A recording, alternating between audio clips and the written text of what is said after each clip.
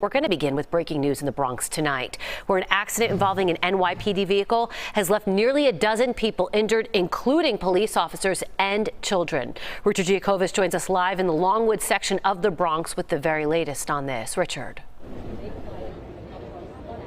Teresa, yes, a total of 10 people, including those two children of 5 and a 2-year-old, and 2 police officers, are recovering tonight after being involved in this crash on Westchester Avenue in the Longwood section of the Bronx. A crash that did not put anybody with life-threatening injuries. That's the good news, but nonetheless, this was scary and had the neighborhood shaken up. We'll recount what happened now. Earlier, police responding to a car being stolen not too far from the scene, but they never got to the stolen car. When the squad car approached the intersection of Westchester and Hoe Avenues, police said the officers crossed over the double yellow line as this gray Acura attempted to make a left turn. The police car clipped the front of the Acura, and after the two vehicles hit each other, the police car lost control, drove up onto the sidewalk, and struck a total of 6 people.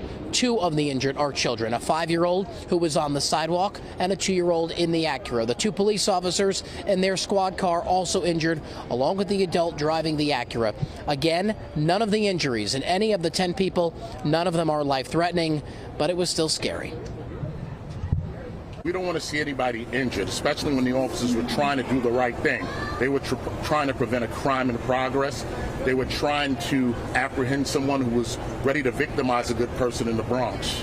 And unfortunately, this collision occurred and people were injured, including the officers.